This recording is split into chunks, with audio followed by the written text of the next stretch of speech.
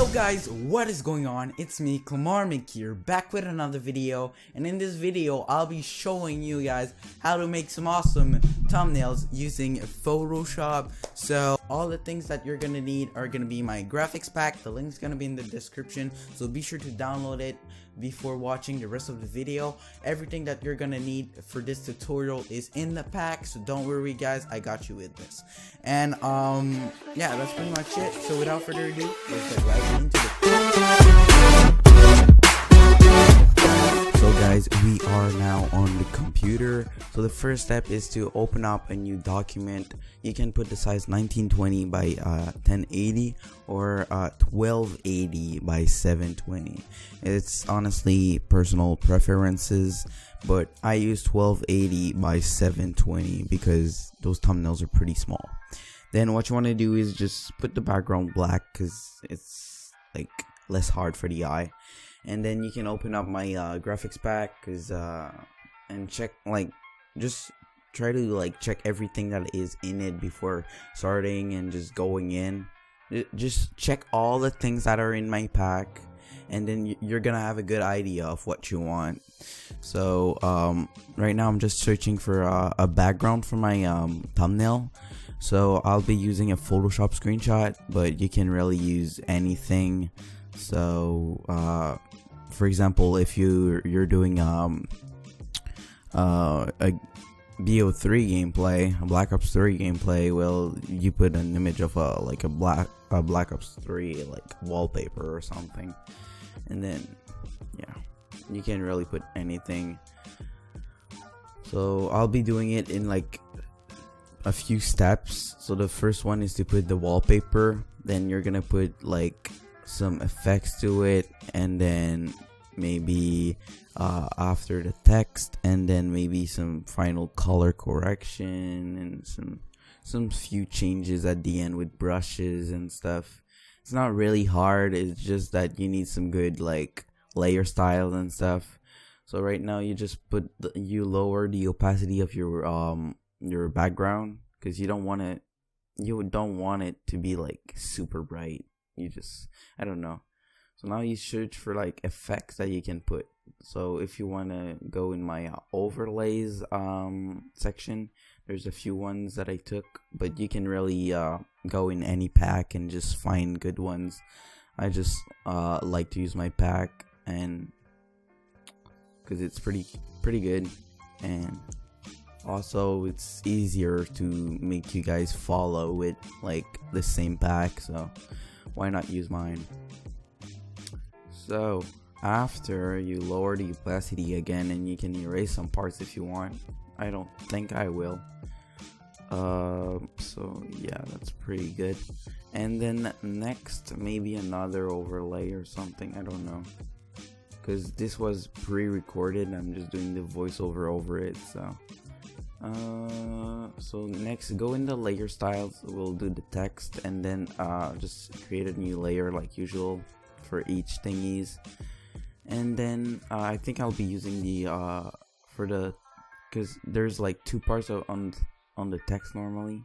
So I'll be using the layer style 7 for the top part, and the bottom part I'll be using I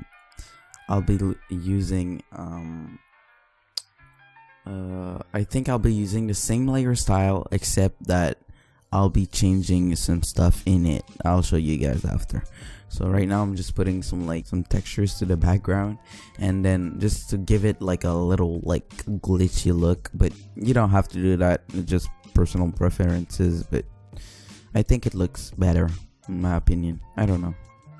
So yeah, after we'll be doing the layer style. I think maybe I'll put some, yeah, I'm putting some other textures to it.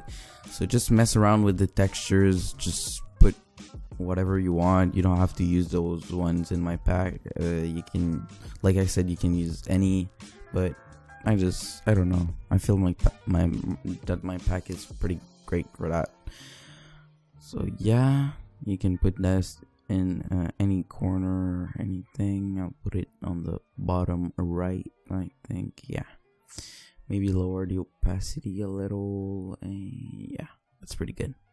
And then I think we're gonna be doing the text. Oh yeah, I'm putting it under it so we don't see it that much. That's pretty good. We'll be doing the text next, I think. So yeah, let's do the text. So I'm just raising up the size. I'll be using 2 fonts. The 2 are gonna be in the description. I'll be using Unisense Heavy Tilted, and I'll be using what is the other one? Elemented End, I think. So anyway, the 2 are gonna be in the description with the link to the download to my pack, so you guys can like have everything you need like in the description, and then it's gonna be a lot easier for you guys to follow. But after, it's really personal preferences. If you want to do like other style of text, you can. It's just you guys choose. It's not like something that you have to do like this. Like there's so many possibilities of thumbnails. Like right now it's just one style, but there's like a million of them. So after, you just want to duplicate the text and maybe make the bottom. I like to make the bottom one a bit bigger than the top one. I don't know. It feels like good to me, but it's personal preferences again. Like you don't have to make it bigger if you don't want to. And then of course I'll be centering them, so you select both and then you just okay, I'm not doing it right now. Oh yeah, I was checking the layer styles. So the 7 one is really good, so you want to use that one for like the top text. I mean, it's personal preferences again. I just like to use it. And then the bottom one, I'll be increasing the by double clicking the layer, you can like change the options, and in the inner glow section, just increase the size because it's not matching with the actual text because it's so big. But this again is when you put the text bigger, and this is personal preferences. And then I'll be changing the gradient on it, make it like red and black, but this again is personal preferences. It just makes the bottom text pop more because it's an important word. You want to make it pop. Like you want it to be like visible compared to the other one, which is like not. It's important but less, you know. So you want to put the accent on the important words, but yeah, you have to do this in every thumbnail. You can't like, I don't know. I just feel like you have to do this. But like you guys can do like any style of thumbnail. You don't have to follow this guide. This is like a thumbnail guide. It's not like an actual like thumbnail tutorial. Like you can follow what I am doing, but try to make your own like style of thumbnail. Like you don't have to copy me. You can if you want. I'm not gonna argue or anything. I don't care. But try to make your own style so people can recognize you. So yeah, after yeah. So you see, I put it at inner glow on overlay, so it overlays the color and it makes it like on the edges a little brighter. That's what I like in thumbnails. But for the rest, I think I'm trying to make it darker or something. So red, and then black, a little dark red that I take, and then I think I'll put it on normal. Okay, yeah. I need to put the opacity a little higher, I think. Yeah, that's pretty good. So you see that it makes a lot, like it's a huge difference. And after, you can put effects to the text like in the background and stuff, just to like, I don't know, to make it look cool, I guess. But this again is personal preferences. what I like to do is, right now I'm just editing the text, but you know, you can follow the screen if you want, but you don't have to.